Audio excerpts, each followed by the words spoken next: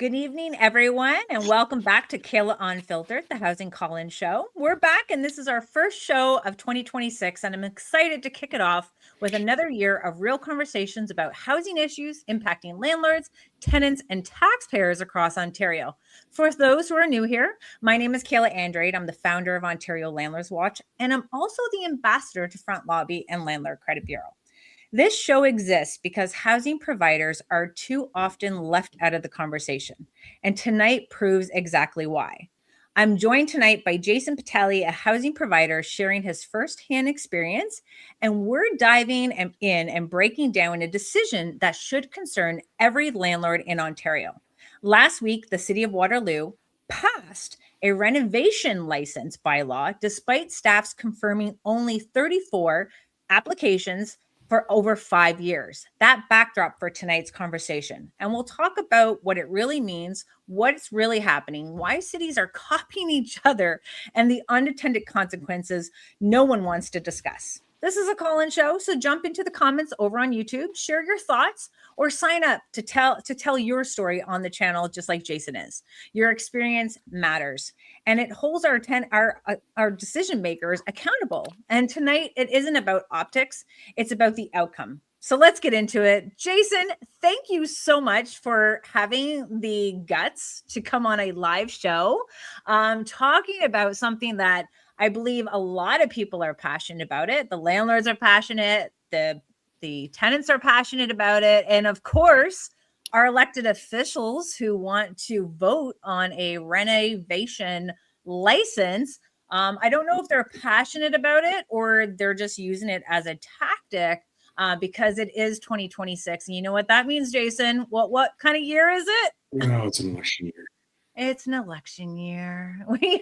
And this is where we're going to see a lot of policies coming from different municipalities. They love to look at each other, and you know what? I think if you're a municipality and you're starting to look at each other, I think it's best that you just leave the province to deal with it. And that's something that they're not doing. They're not letting the province do their job. They're they're driving outside of their lane. And I really hope that our province and our elected officials at the provincial level get to see tonight's show so that they can understand what's happening in the trenches, what's happening in the grassroots of these type of policies, and getting to listen to landlords like myself, landlords like you, and for anyone who's in the comments. So, Jason, before we get started, tell us a little bit about who you are. Sure. First of all, thanks for having me on. I'm a big fan of Ontario Landlords Watch. I've been to a number of your annual general meetings, and your overall advocacy is top notch. So, thanks for having me on, Kyle. Thank you. You're making me blush on here. I got a tan from being in Dominican. Like, you're making me blush. Yeah.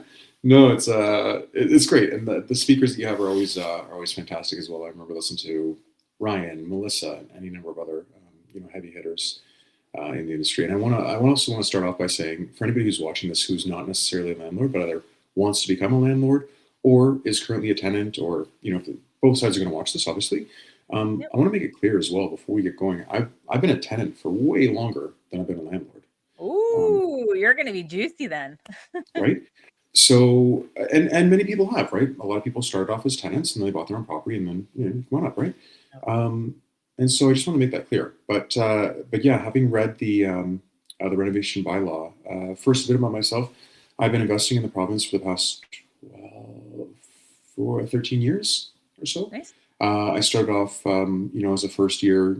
Back then, I was a first year teacher. I bought my first property, fixed it, rented it. The BRRRR method. For those who aren't familiar with it, buy, renovate, refinance. Sorry, buy, renovate, rent, refinance, repeat. The BRRRR. Yeah.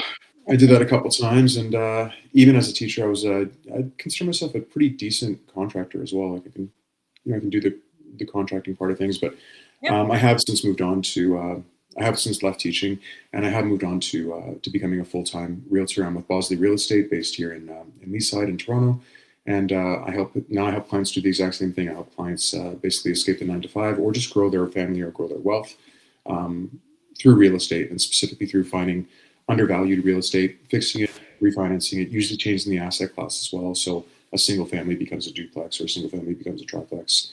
Yep. Away you go. And that's how we want to teach that to other landlords so that we can create more landlords, more housing, more flexibility, more units for tenants. And instead, we have our municipality ignoring what you do, ignoring how we get more supply to the market, and they start choking out the housing providers. They start to demonize landlords right across Ontario. If it's not the province, the province finally woke up. The province finally woke up with Bill 60, but now we have our municipalities coming in and being the villain towards the landlords. So give everybody a little context, because we have landlord licensing that has been obviously wide through Waterloo. We got it in Hamilton. You got it in Toronto. Like, that is something that obviously the landlords are trying to do. Doesn't really do anything. No. But again, it's just a cash grab in itself with landlord licensing. But to give you some local context, and this is information that was pulled from the Waterloo council meeting. So they talked about the local context. They have stated that the landlord and tenant board data shows that 34 applications of N13 eviction notices issued to tenants in Waterloo have gone to the tribunal over the past 5 years, guys. 5 years. Like, I'm not making this up. This is into the approximately of 21,000 rental units available across the city. Obviously, they really don't know, because they really don't know how many units that are quite out there. So I like to know where they get their number, because they always put approximately.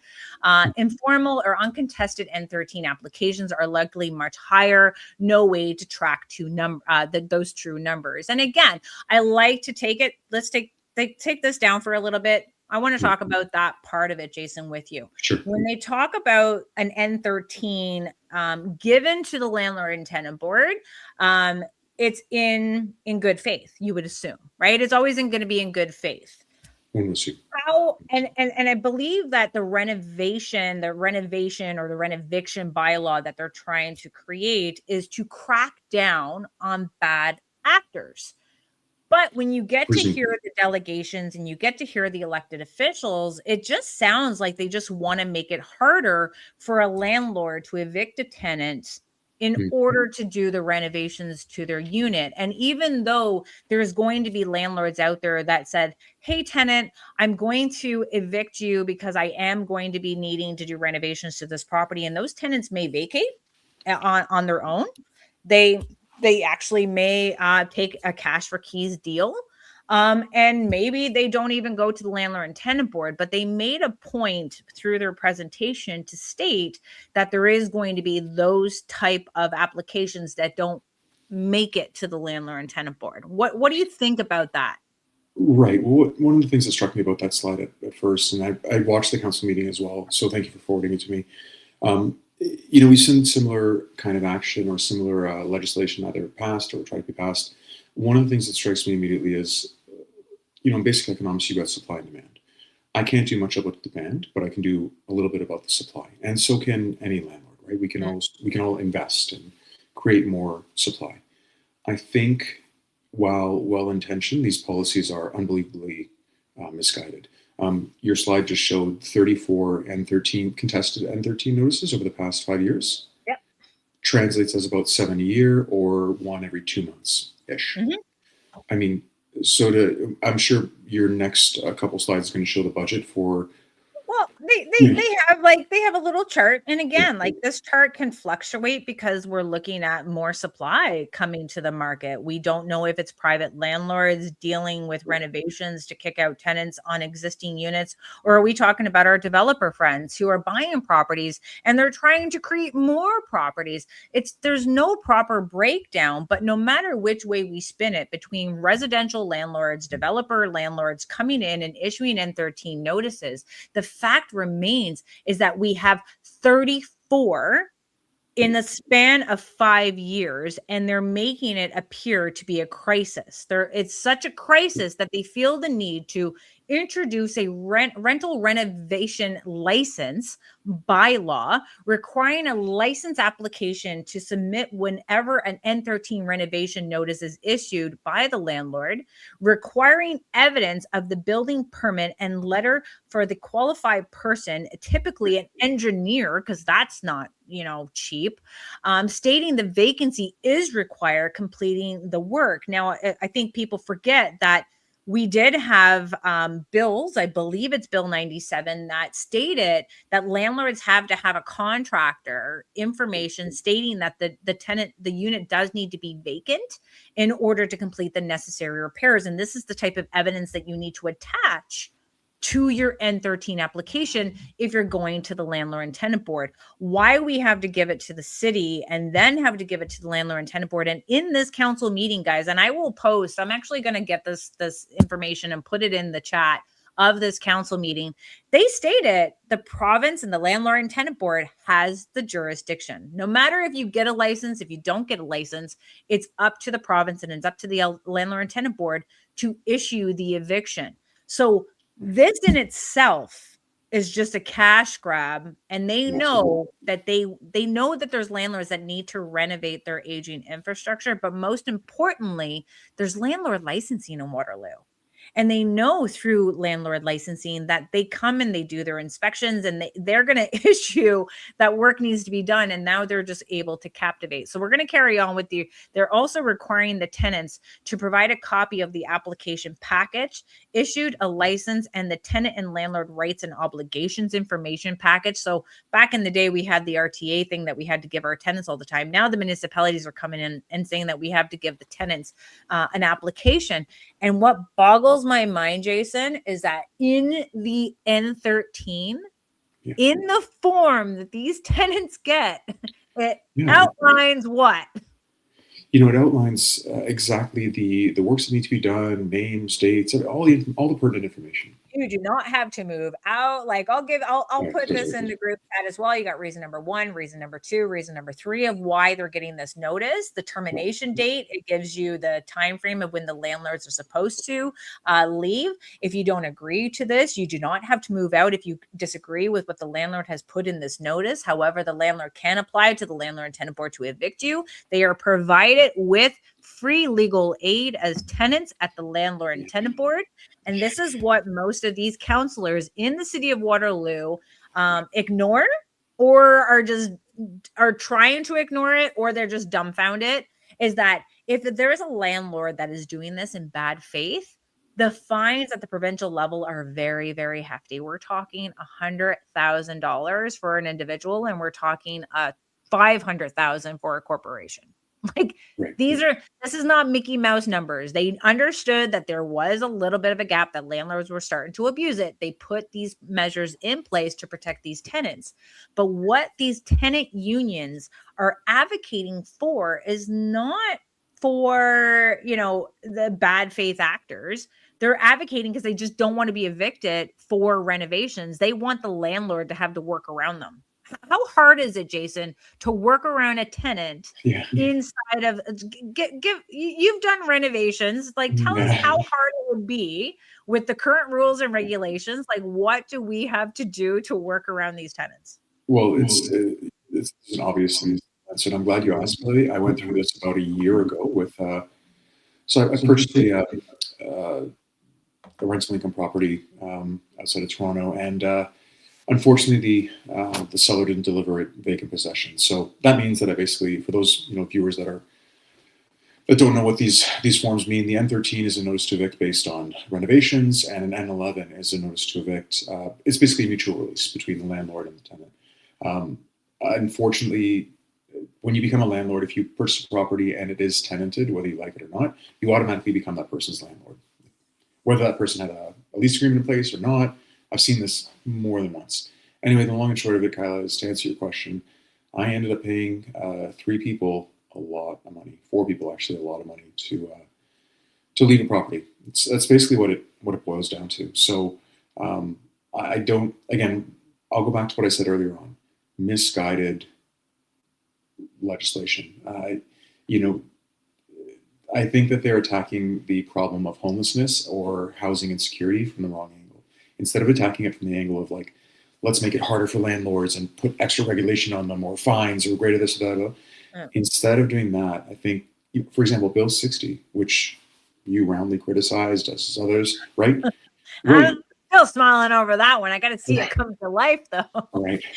And I'm sure, we're going to start to see the effects soon enough. But one of the effects that I don't think people realize that I couldn't even find the number online. I was like, checked out how many units are available for rent in Toronto right now. And I don't mean vacant and non-vacant. I just mean total. How many, let's say 1-bedroom and bachelors, which is the bulk of the market. How many are available for rent? And the fact of the matter is, just like in Waterloo, you don't know. Because a lot of people have done renovations, put in like nanny suites in their basement, haven't pulled permits. And again, this is the problem, right? When you make things hard for people, it's not as if they stop doing whatever it is that they're about to do. They just find workarounds. On a much broader level. Don't talk about vacant units, because that's why we got vacancy tax, because we have vacant units. Again, the vacancy tax again, it's just socialist or like a communist kind of mentality that's just mind-numbing. Who in their right mind is going to pay a vacancy tax if they didn't bother pulling permits in the first place, if they got an illegal unit in their basement? No one, right? Instead of, there's a fantastic saying by an ancient Roman senator. I'm gonna misquote the person, but it basically says something to the effect of, the more laws a state needs to have, the weaker the state is. Right? A strong state doesn't need to legislate everything.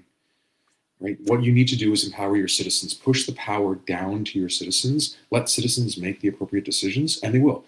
What bothers me about, again, you've had it much worse than I have in this instance, but what bothers me a lot about when I hear, either tenant unions or just go on, log on to Facebook tenant groups, you'll see this sort of like vitriol, like as if landlords are the devil. I'm like, where do we get this idea? They're getting it because of elected officials, because deep down our elected officials, they're not experts. They're not experts in this field. They're not experts in every field. So they're grasping at straws, and they see the power of these tenant unions coming together. Why? Because they do get grant money. It's on the government website, which I can actually want to pull this information up and put it on this video afterwards. And they also get donations from other nonprofit organizations, and they're getting the funding to fight, but they're also teaming up with unions like CUPE, who their job is to promote the NDP agenda. So you get that kind of like, they're grasping at straws. They don't know what to do. So they listen to these groups of people, not going ahead and listening to not only themselves and doing their own research. They're not even listening to city staff, Jason. Like city staff of Waterloo, the city staff of Kitchener, all of them said this is not practical. And I'll tell you a little bit why it's not practical in a minute. But I just wanted to put up one of our members' comments here. Again, this bylaw is without operation, and it's interfering with the RTA and Municipal Act that does not give them the authority for this. And the Municipal Act prevents them from doing this under Section 14.1. But when you're listening to the actual staff, and he's saying, like, if the tenants or the landlords don't go ahead and they don't get a license, we're going to fine them, and we can actually go to the provincial court if we need to. Like, how much is that going to cost? Right. On 34 applications. Yeah, and what they don't quite grasp about this is that nothing happens within a vacuum. Nothing. So if you want to pass legislation or pass whatever laws or regulations or new taxes or fines or fees or the vacancy taxes Stephanos is putting up right now, fine, go ahead. You can pass whatever you want. Hell, the mayor, Olivia Chow, talked about taxing rain or taxing whatever, rainwater or by square footage. Jesus Christ. I mean, you can pass whatever you want. Can you enforce it? That's one question. But more importantly, much more importantly than can you enforce it or not, let's say you can enforce and you pass legislation that's ridiculous in any way, shape, or form.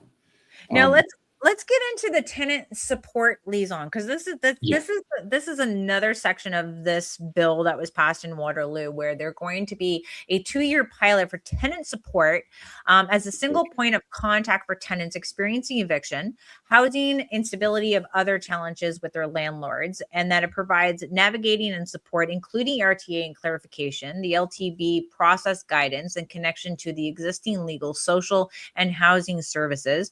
I'm telling you guys, we have ChatGPT, and we have tenants using ChatGPT to navigate their rights. So But hey, this comes with a price tag of $20,000 annually for tenant support, funding by the tenants facing financial hardship. And again, I think this is coming based on we have these tenant unions who are in front of council. They're the ones who brought this to council. They're actually asking City of Cambridge councillors to bring forth such a policy. So they know it's coming. The landlords didn't know it's coming. That's why they weren't at this meeting on the 19th, because we had no clue, because it's not our motion. And then these people are asking to have more support, because more support to them is meaning more to these organizations, more money to them. In reality, they have all the support that they need. They have free legal aid. They also have groups on Facebook teaching them on how to go through the loopholes and how to avoid eviction. So to say that they don't know their rights when their rights are clearly stated on the landlord and tenant board, but guess what? These elected officials at the municipal level fall for it, or they don't just fall for it. They know what's actually happening, but they're going to side with these people because they believe that they have 190,000 members. And that to them thinks, oh, votes. We have votes. Right. Sorry, I get so passionate about this. It's okay. It's, pandering to either a cash grab or a voting grab. Look at it whichever way you want. But again, to my earlier point, which I think you touched on here, you can pass whatever legislation you want, but what you can't control are the after effects of it. So if you want to tax this, that, for example, we've raised property taxes in this province now, I don't know how much. Sure, you can do all that. You can put all these extra regulations on people, or extra restrictions, or extra taxes. But to pretend that these actions exist within a vacuum is ridiculous. And it doesn't matter if you're a landlord, tenant, whatever, just a citizen with a brain. You understand that nothing happens in a vacuum. The best and most efficient and most effective way in this province, and what I find ironic, which I'm sure you do as well, is that of all countries in the world, we have a housing problem here in Canada where we're blessed with natural resources that most people would kill for. People have killed for them. Right? Wars have been fought over the natural resources that we just kind of take for granted, like 33% of the world's fresh waters, forests as far as the eye can see. Of all the countries to have a problem with housing, the fact that we have it here is just, they're just playing politics with it. It could be good. It could be really good, but they know let's keep the hostility between landlords and tenants, because if landlord and tenants, because we would agree on a lot of things, but if we keep us separate and they keep feeding that agenda, there is an MPP. I commented on her page tonight. She's having a town hall, and she's having a town hall with Acorn. She's having it with a tenant activist. Where's the landlords in that town hall? But I had to look her up, and she's obviously an NDP MPP, and leaving the landlords who hold majority of the small landlords holding majority of our housing stock, keeping them away. If they really wanted to crack down on the actual crisis, they would be bringing us to that table. They would be saying, what do you need to house these people? For sure. And the crazy part is, once again, if you were relatively nice, let's call it, to smaller landlords, like mom and pop shop landlords, then they wouldn't be afraid to rent out their basements anymore, or their whatever extra units they've got. They wouldn't be afraid of the landlord-tenant board, because they'd understand that there's a relatively safe and quick resolution procedure. And they wouldn't be afraid, and understand that we're basically on the same side. I'm a provider, you're a consumer, we're making a mutually beneficial trade. And being a renter is not a bad thing. It's not a bad thing. It actually makes sense to rent now than it actually does to own. But we've all been there. But when you have elected officials keeping that divide, spending taxpayers' money, that's the key here, spending taxpayer money on programs to address a non-issue, right? Like the City of Waterloo staff, they gave options. These are the options. Maintain the current service level recommended. They recommended that. Option 2, tenant support liaison and tenant support fund. Option 3, the renovation, licensing, and tenant support liaison. And you're probably wondering, what is the cost for all of this, right? And we have to really look at that. So we have to look at option 1, option 2. But this is the one they picked. It should be noted here as well that there has never been nothing more permanent than a temporary government program. Right? So number one, no matter how temporary a government program is, don't worry. Like income taxes came in after the First World War as a temporary measure to raise money for the war. Where'd that go? And And these perfect. budgets just triple it. Like just these numbers are basically just Mickey Mouse money to me. Take whatever you're looking at on the screen, like triple it, because it's never ending and it only ratchets one way.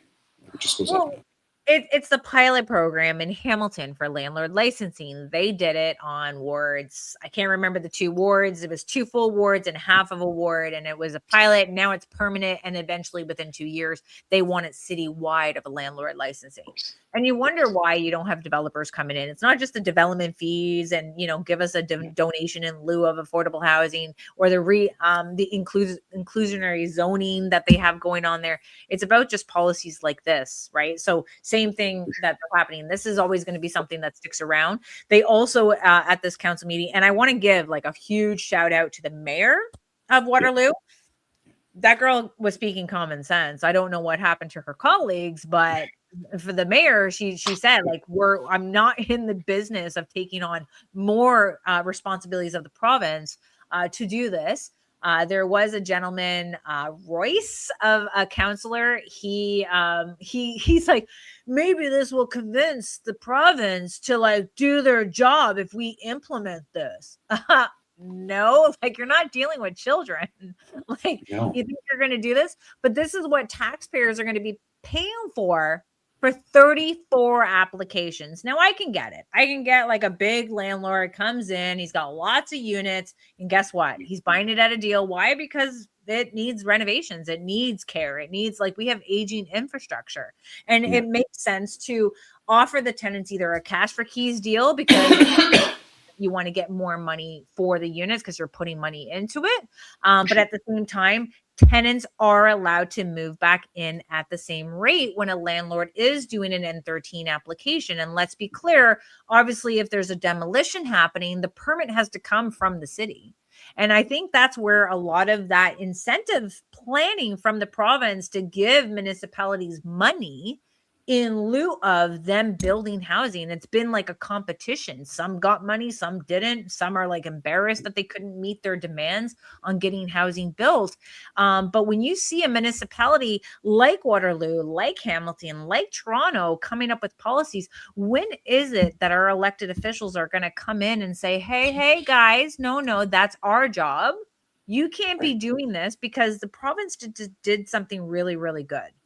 And now the municipalities are coming in and playing tug of war with actually solving a major issue that we have here. Now, I would like to ask people in who's watching, if it's live, it's recorded, like, put in here, like, would you invest in Waterloo? And I want you to be able to reach out to the Waterloo elected officials, because they need to know this information. Because I also want to make sure that I'm going to put who is actually running in Waterloo, because obviously we want to have a face to the Waterloo Council. So I want to make sure that we provide you with that information. This is about a challenge to let you know who's who. And they're voting on policies like this. Why? Because it's going to be an election issue, especially housing. It's always an election issue at municipal time. I want you to see the people who voted for such a policy. So here is a link to all of the people that currently are sitting on council, and Mayor Dorothy is someone who didn't vote for this. So take that for what it's worth. So I just want to be able to put that for you guys. But I want to be able to stress the need to see how it's not right for municipal government to come in and create a policy and a program just to gain votes. This is why housing is supposed to be with the province. Yeah, again, it's as I think we've hit on here, it's a tax grab. It's a bit of a vote grab as well. And I can answer your question from just now. I was considering investing in Waterloo. I'm probably going to purchase another rental income unit this year, but I mean, this pretty much takes me out of Waterloo. There's no way, right? And that's what they don't understand. Again, no legislation happens within a vacuum. So if you want to produce this or that legislation, go for it. But if you're really trying to attract investment in the form of, people like myself who will get down and dirty and really take a down and out type property and gut it and turn it all nice and pretty and new and rent it out again. First off, I just want to get it before we get torn apart in the comments. Someone's going to say like, "Oh, they're doing it for profit." I'm trying to bring everyone's comments up, but like I'm not ignoring their comments. I'm also trying to read them, so I'm gonna like at the end we're gonna kind of like make sure that we give you recognition, because this is what it's about, is about taking your voice, what your opinions are, and highlighting on this show as well. Jason is the guest, but you guys are the guests as well. Yeah, I'm reading some of the comments right now, and they're actually like hilarious. These guys are great. Some of the names I recognize too. I'm like, this guy's hilarious. But again, we laugh about it a bit, but it really is not that funny. It's ironic as well that groups like Acorn are so connected to CUPE. Like, who do you think you're fighting against? I was a teacher. My parents are teachers. My whole family's teachers. Like, who do you think we are? Like big landlords, like caking it up. A lot of people I deal with are like nurses and firefighters and just blue collar workers or people that work at the bank or an insurance company. Like, who do you think you're fighting against? You're fighting against like fellow citizens who want to like rent out part of their. And the amount of people I know, Kayla, and I'm sure you do as well, who have units that could be rented. I was in 2 yesterday. Okay, this woman's got 2 units that she could rent out any moment, but she's hesitating on both of them. She probably won't rent out the main unit in her basement, in her parents' basement, but she might rent out half of a duplex. Why is she hesitating? Because the other half of the duplex is rented out to somebody who's doing all sorts of nasty stuff, and she can't get him out. And I'm sure you've heard this story a million times before. It's just all too common, right? When landlords are fearful for their safety, fearful of the fact that they can't get a tenant out if they're in there, fearful of losing. The amount of landlords that I've spoken to, just as a realtor, who have lost in excess of 30 grand, 40 grand, 50 grand. It's insane. These aren't small numbers. So you mentioned some numbers earlier on, right? The fines that you could possibly receive as a landlord who issues, sort of a bad faith notice. Well, what about those are, by the way, hypothetical. First of all, you have to issue a bad faith notice. Somebody's got to prove it. There's a really, really long step between here and a $100,000 fine. Well, how far is the distance between here and 20 to 50 grand worth of damage in a place? You're this close. Any landlord is like this close. All the tenant has to do is stop paying you for 6 months to a year, do some damage to your property. There goes 50 grand. Yeah. And they don't realize that. They don't. I have a very, very keen understanding of this, having been somebody who's ripped apart houses and put them back together. I could rewire a house, replumb a house. It's government involvement. Government involvement slows every process down. It's crazy that I hate to say it, but the scariest words in the English language are, "I'm here from the government and I'm going to help." It's just, I actually heard a politician say that at one of her meetings. I was like, oh my gosh, you just said that. It's perfect. It's perfect to have those words said, because no matter which way you look at it, like, I think the private sector is more of a support and a solution. Obviously, when you think about NDP, they think the government's going to come in and they're going to be the ones that are coming to the rescue to bring this affordability. Obviously, they're not. I like how I'm just highlighting this comment here, is that the important thing to note too is that there's N13s for illegal basements. So how many people are doing these inspections, finding out that they're not legal, and now they have to go through the landlord and tenant board in order to evict those tenants because the city had intervened, right? So this is a great comment to say to what is actually happening. As you were talking there, I was looking up an article that I actually saved today on January 21st. CBC: number of homeless ODSP OW recipients in Ontario surge 72% since 2019 report. So when you look at homeless ODSP and OW, we've talked about this on the channel before, about these are the people who are not making the cut to these private housing rental units because the government has failed their job and creating a dispute process for the landlords to go to, which the landlord and tenant board, they have municipalities intervening. Tenants have full rights and legal help, not like some of our landlords who don't have the funding to get legal assistance. But when you listen to the Waterloo Council meeting, they make it look like landlords, we have the top-notch paralegals to support us. Yeah, this is Sorry, I'll cut in there on two fronts. Number one is municipalities putting roadblocks in the way. I cannot Yeah. tell you how many times I've been mid renovation, and I'm sure you know other landlords or renovators, anybody who does the Burr method. Somebody like in my position. Again, once again, teachers, firefighters, just regular people who want to fix up part of their house, who go through the want to be honest and go through the legal route. And by the way, for anybody who's watching, again, I just see myself getting torn up in the comments. No, If you somebody's know going to what? put, If you see a you know, comment, let me know. We got to bring it up.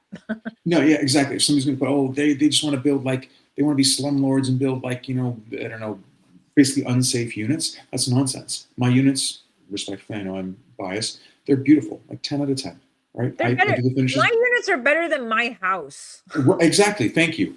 I remember living in one of my units, and I lived in the bad unit and rented out the good one, and they're all like stunning. Like the units that I create are better than my house. They really are. So that's absolute nonsense. Number one. Number two, no landlord in their right mind wants one of their tenants to get hurt.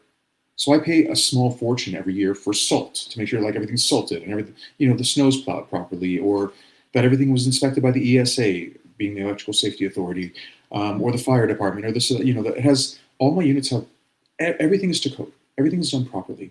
But once again, municipalities don't understand that nothing happens in a vacuum. So if you send out, for example, inspectors that push your project back by 2 months, nobody thinks, oh, that project's pushed back by 2 months, not that big a deal. It's just 2 months of extra mortgage. No, it's not.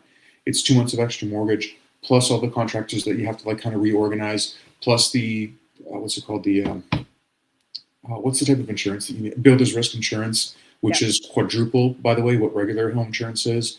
People don't understand these costs unless you really go through it. You don't like understand the pain of having to deal with that. Same thing goes for you got a crappy tenant But that for whatever Jason, reason. no one has time to sit here and listen to what it's like because that doesn't make headlines. That doesn't get them votes, right? Yeah, They don't get to see what we're dealing with, except who does? The mayor of Hamilton, yeah, who the mayor of Hamilton who went through the city yeah, to get the property condemned in order to yeah, evict her ex-husband. yeah. That's Instead of going to the landlord and tenant board, and now there's code of conducts against what she's done, which I don't want to get too much into it because we have so many passionate people in Hamilton that want to yeah, share the story, and I just know I'm following it like nobody's business. yeah. But Tell our sometimes viewers who that is, by the way. Who is the mayor of Hamilton currently? Andrea Horath.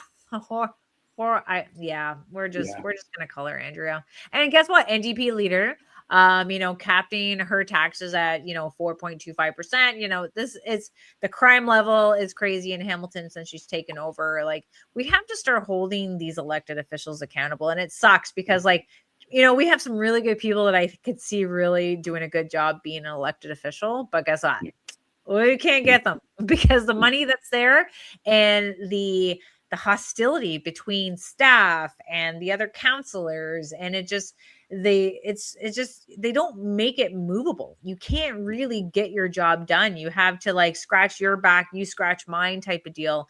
Yeah. And you see them doing it because of special interest groups. And that's where we see Acorn, trying to be that special interest group and trying to push this policy and making it look like they're being evicted. But then I want people, I posted the link to this council meeting for Waterloo in this video because I want you to hear about them complaining about the ceiling caving in. I want you to hear about the rodents that are happening and the mold that these tenants, these delegates were complaining about. So you complain about the maintenance, but you now want to stop your landlord from evicting you to complete that maintenance so that you can move back into a safe It's place. Like, it's circular logic that goes nowhere. It's I, just I just don't get that. Now, again, like, we can go ahead and what you're going to bypass it, and all they're going to do is hope for the tenants to complain to the city. So we're going to pay taxpayer money to have a full-time employee to take complaints from tenants who say, I got an N13. Well, okay, that N13 can be valid. Like, why are we making our taxpayers pay for someone to listen to a complaint that there's a valid N13. The only thing that N13s or anything from the city should have been dealt with is to deal with bad actors. But why, when the province has created something to deal with bad actors? The Again, it's a penalties typical. and the consequences are there for people to do bad actors. What they're doing is discouraging people like me and you from wanting to be a landlord in the city of Waterloo. They're discouraging developers who want to buy properties and come in there and demolish a triplex or a sixplex to build 20, 30 units. They're discouraging that. They're discouraging any landlords who want to come in and do renovations to their property. I would rather, like, if I had this in my city right now, Yeah. I'll just let it go until property standards come in. They give me an order.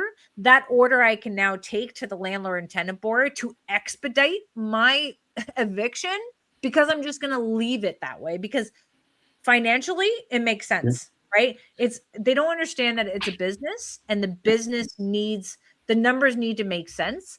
Right. Our policies need to make sense. And I know our provincial elected officials know our landlords are leaving Ontario and I was BC just going to say. are deemed to be the worst in all of Canada because of their policies. Yeah. So if they want to, like, Bill 60 was a step in that right direction. Yeah. But now it's a step for our provincial government to step in Yeah. and put their municipalities in their spot, so that they don't captivate on this crisis, just so that they can make it look like they've done something for tenants. Because no matter which way you look at this, tenants may think that this was a win for them. And in reality, we're going to see people bypass this landlord licensing, because good luck fighting it in court. Like one of Yeah. our members had Huge said, risk. like, Yeah. I think provincial trumps municipal. And You, it you sucks got that we it. have this. I don't even have time. Like I'm fighting the province, and it's like, okay, I gotta go to Hamilton, and then I gotta go to Toronto, and then we Yes. gotta Yeah. go to, like, Yeah. how am I supposed to do this, guys? Yeah. No, it's too many, and unfortunately, once again, nothing exists in a vacuum. If you decide to pass legislation or do this or that or the other, basically bully people, go for it. Again, landlords aren't these big bad wolves that people seem to think we are. We're people like you and I. And so it's funny you mentioned that landlords are leaving the province. I was at an investment meeting recently, a real estate investors club. Typical one of the clubs around southwestern Ontario. And when the host speaker asked, "How many of you are considering leaving Ontario?" This was before Bill 60 was passed, and a lot of people were really feeling the pain, especially after COVID, and that, especially during COVID, landlords are just roundly abused, myself included, from tenants who knew that they basically couldn't get evicted. The amount of people who raised their hand when the speaker asked, "How many of you are considering leaving the province or have left the province?" And in other words, you've sold your investment, you've moved to the province, and you're taking your investment money with you, and you're generally going south of the border, approximately 2/3 of the room. So 66%. Wow. Yeah. But you're not talking, and these are the people. So again, people think that everything happens within a vacuum. They think, the word economy is just this sort of like magical thing that gives us all the goods, food, services that we enjoy on a daily basis. But no, like society, just like human life, just like life in general, is a fragile thing. You can't mess around with it that much. And if you do, I mean, you can see the effects on everything, the environment, your own body. If you put the wrong things into it, And nothing happens in a vacuum.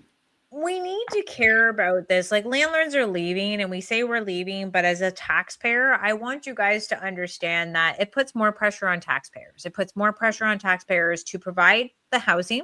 That's to Right. build it, manage it, maintain it, and subsidize it. Right. Then we have the taxpayers who are going to be paying for the homeless shelters, the Right. emergency shelters. We have Right. warming centers that we're paying for, which are well over $800,000 to just run a It's homeless crazy. a warming center.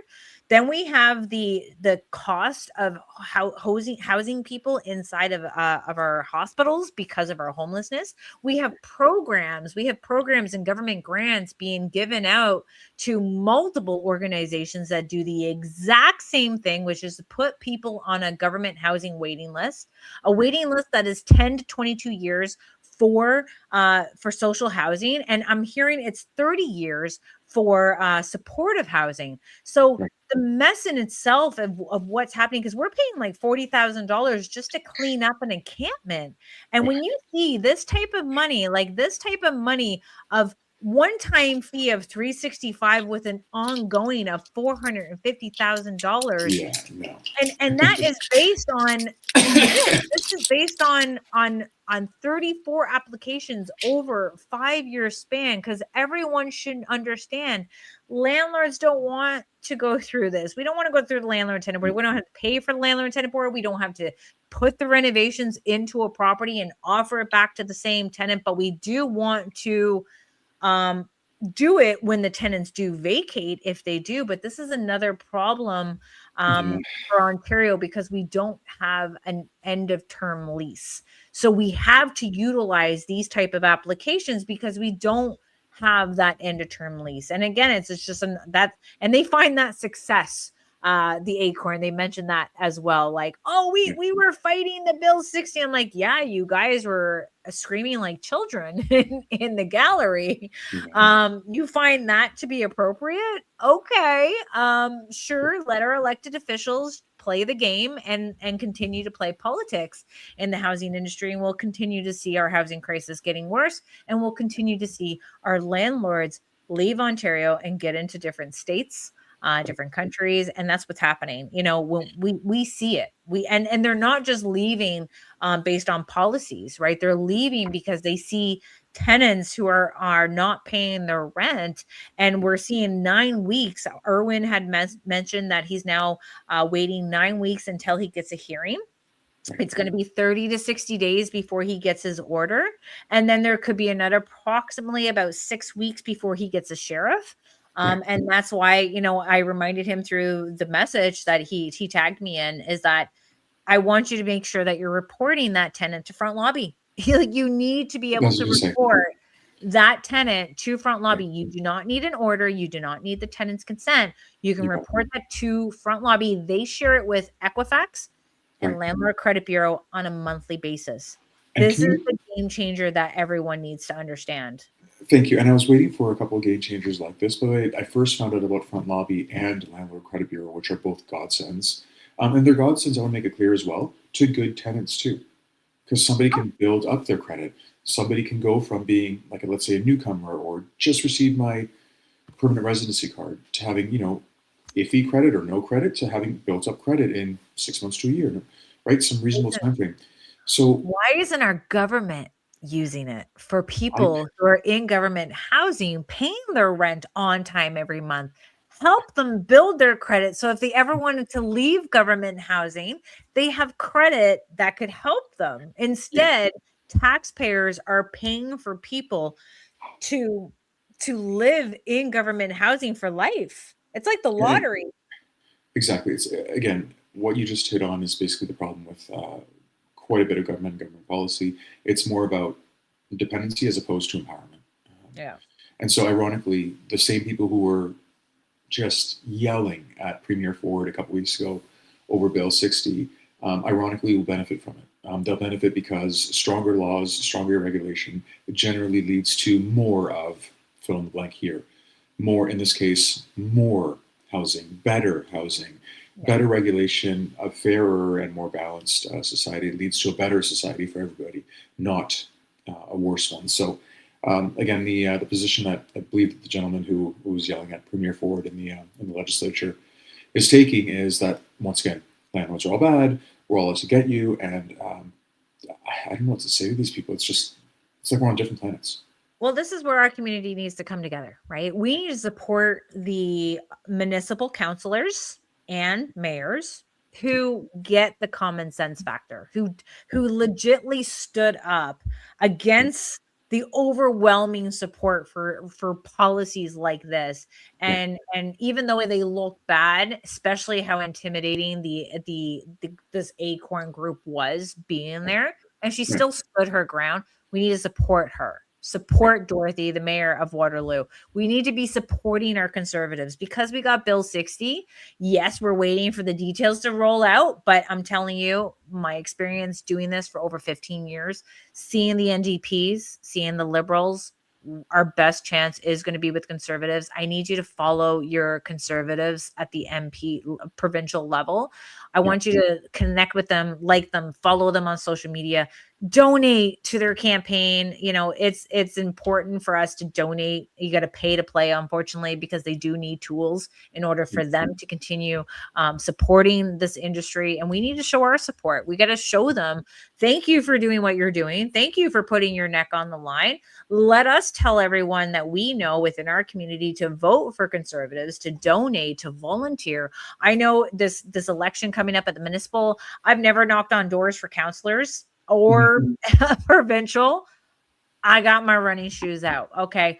I got my running shoes out. I'm going to be knocking on the door for the city councillors that I feel that have that common sense approach, that it's about running their city as a business, running it like a family, and not running it just because you have a special interest group trying to play your strings like a puppet, right? And that's what I see. That's what I've been able to captivate as I've been advocating and speaking with elected officials across the board. And I think it's about giving you guys that information as well. So even though you don't think that these elected officials are listening, I want you to send emails to your elected officials at your city level, CC everybody in it, include the Minister of Housing, Doug Ford, the Ontario Ombudsman, who's been actively investigating the Landlord and Tenant Board. I want you to be able to write a letter to the editor. You know, we have Spaces. I'm a host in the Cambridge Housing and Real Estate Group on Spaces. Come over there. You can put a news link in there.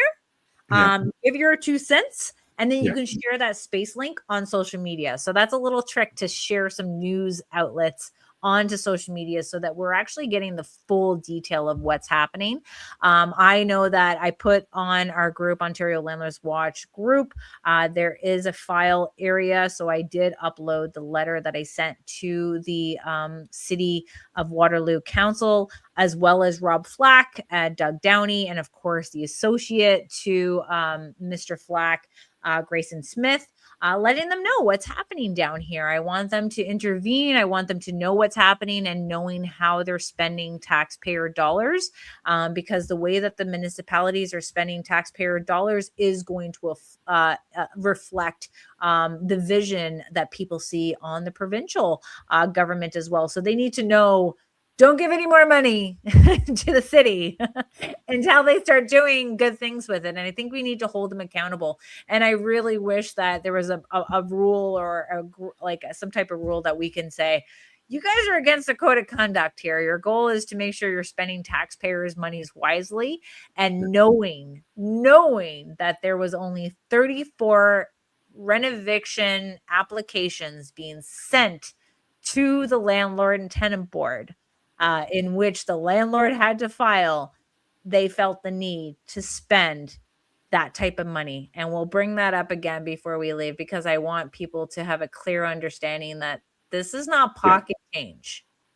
This is not pocket change. Our taxes are going to go up because the City of Waterloo feels the need to duplicate services.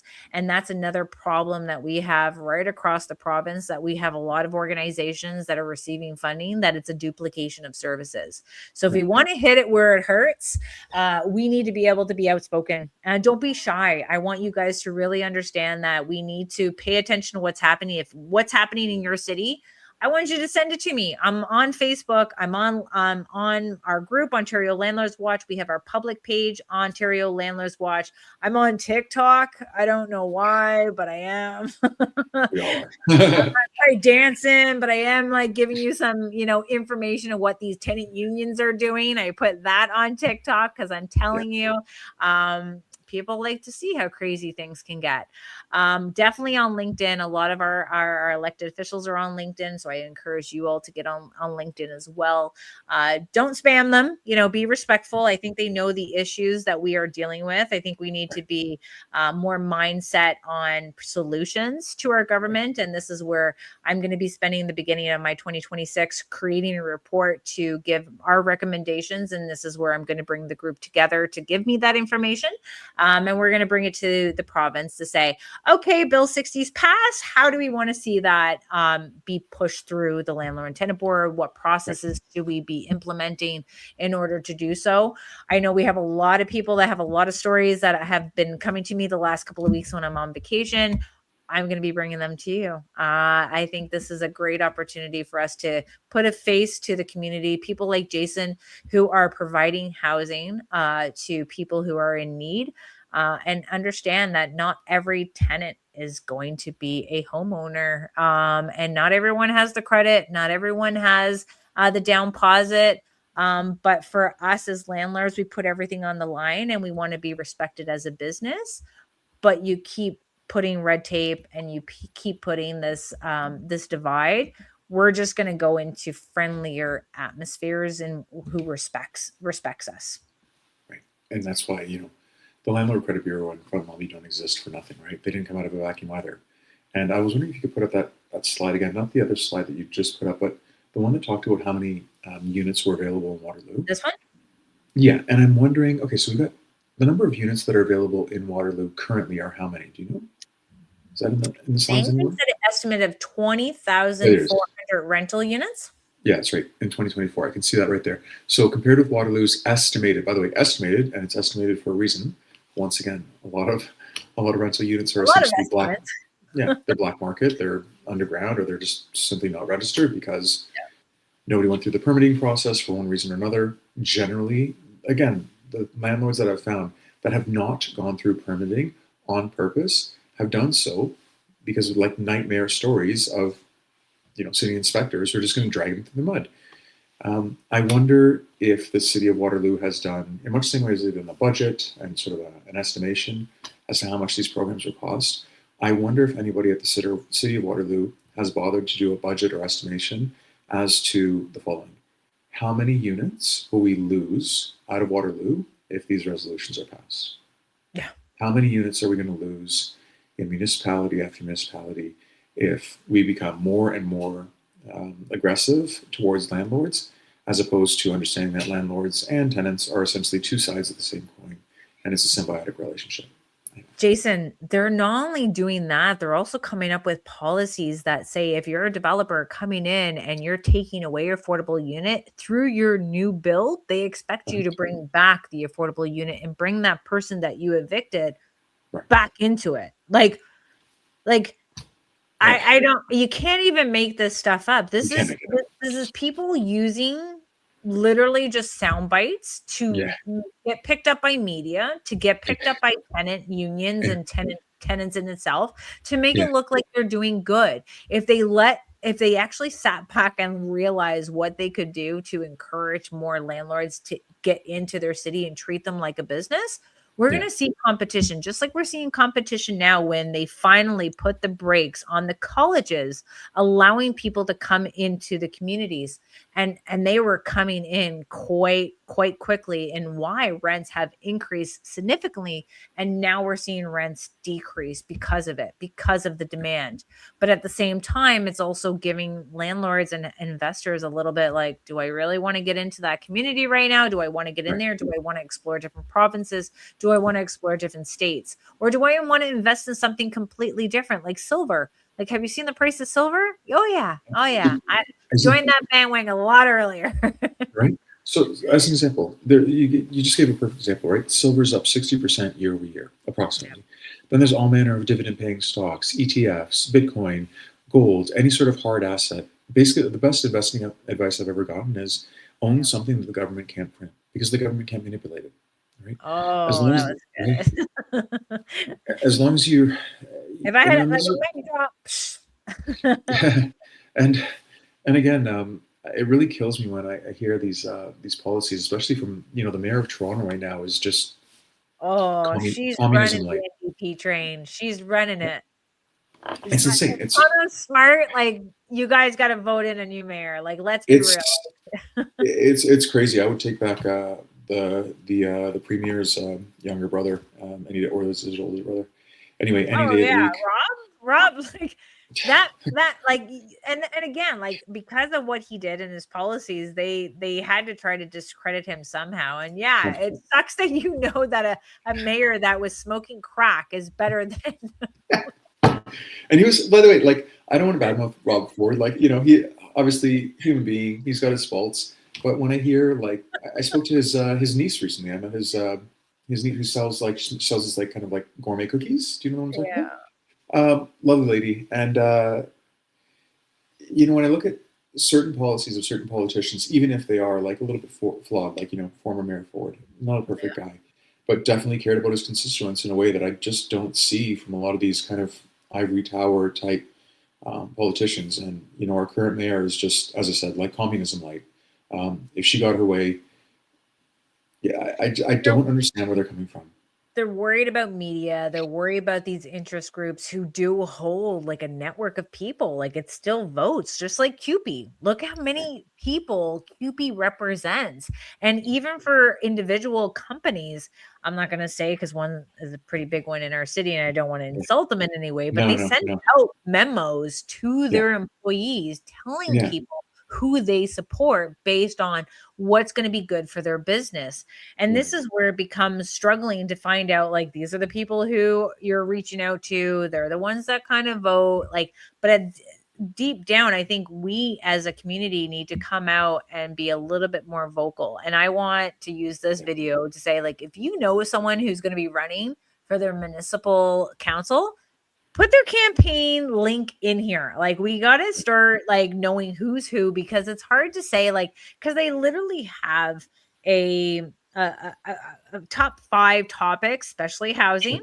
mhm, They have a very controlled atmosphere of who gets to ask the type of questions. Usually the sure, Chamber of Commerce is you don't really get to know, and they're always very careful on how yeah, they respond, right? Because no yeah, matter which way you bring them a question, it doesn't matter. This is about votes. This is about, you have to go with their mindset of who they are, and you got to dig a little deeper than what they're telling you at the podium. So if you have someone that you feel is very common sense mindset to the business aspect and not going to fall prey to a special interest group, please let me know who they are. I would mhm, love to know who they are yeah, because we have a situation where I think a lot of people have lost faith in their government. I think a yeah. lot of people lost faith federally, provincially, and municipally. But most importantly, there's not a lot of education out there for people to understand what level of government does what. Yeah. And we need to be the people Well, to try to help guide them. ironically as well, Kyle, I think that kind of like tie this conversation all together is what I found with a lot of government policy in general, and it comes from both the right, the left, and everything in between. But Yeah. obviously, certain parties are more prone to this sin, I'd say, than others. The government creates the problem, and then they find a solution to fix it, and then of course that fixing it costs victims the huge price tag. So once again, tying it back to housing, if you look at Canada over the long arc of human history, and I mean literally the entirety of human history, wars have been fought over resources. We Yeah. live in the largest free, let's call it overall. Canada's got its problems, but overall, we live in the largest free country in the world that the world has ever known, that humanity has ever known. We have a overall population density that's next to nothing. Um, and you got to be kidding me! You can't tell me we can't throw together the natural resources, the human resources, the willpower to produce enough housing for our citizens. This is absolute nonsense. A There's couple money of to be changes, and made. There's money to be made in a crisis. it's too bad, really. There's money to be made in a crisis. If you And look at that's what is actually happening, there's people making money off of a crisis, and that is the bottom line. Just it's like this licensing, let's say this for an example. You got this licensing, we got more government employees that are going to be hired. You now secured a vote for that in particular people, because are you going to vote against a government that employs you? No. And that's the fastest growing job creation in Canada is government jobs. You're going to have, a nonprofit, potentially tenant union supporting you because you're just giving them $20,000 for support. It's sad to see that this is the way that our government has created this game. And honestly, they say it's the silly season through election time because people pull out the most craziest of things when it comes down to the election, even though it's a little bit of a salary. And honestly, like your whole life is publicized, like, and you can't do anything about it. Like, but we need to do more.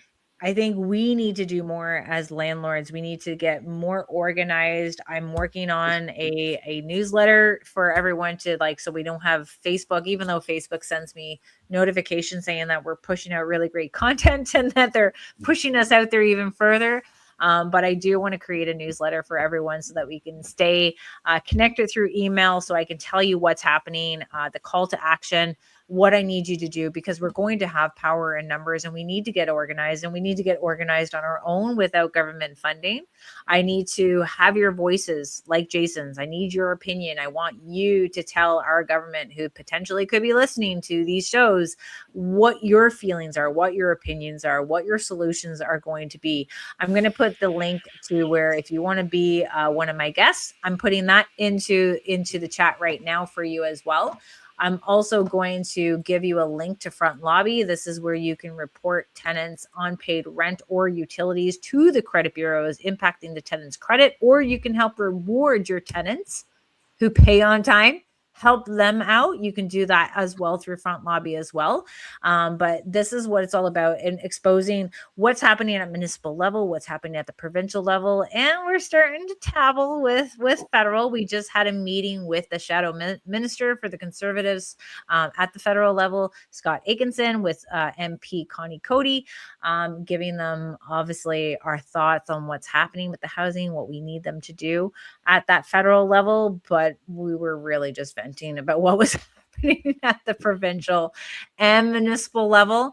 I want to thank everyone's support in what I do and how I do it. I know it's just, I'm very passionate about this topic. I do enjoy meeting different landlords, trying to help them navigate this chaos. I love hearing other people's opinions on what we need and what we need to see changing at that provincial or municipal level, so that I can be your voice whenever I do get a chance to speak with government, either in person and or sending them emails. But I do want to thank everyone for tuning in tonight, and thank you for subscribing to our Ontario Landlords Watch YouTube channel. Facebook kind of deletes it after a little bit, so making sure that you're subscribed to the Ontario Landlords Watch YouTube channel for our future shows. We have another one that's going to be happening next Thursday on the 29th. I'm going to leave it a little bit of a secret. We have two things that are happening, and we do have a huge announcement at the end of the month from Front Lobby. I am sworn to secrecy, and unfortunately, I can't say it, and it bugs the crap out of me. I don't know why they told me, but I'm going to end this so I don't say anything, because I'm all about the truth. I'm all about real conversations, and I really want to make sure that I'm bringing your conversation to our elected officials. And I want to thank everyone for watching. Jason, before we do end off, to stay on the line, we're going to have a nice little chat after this, but thank you everyone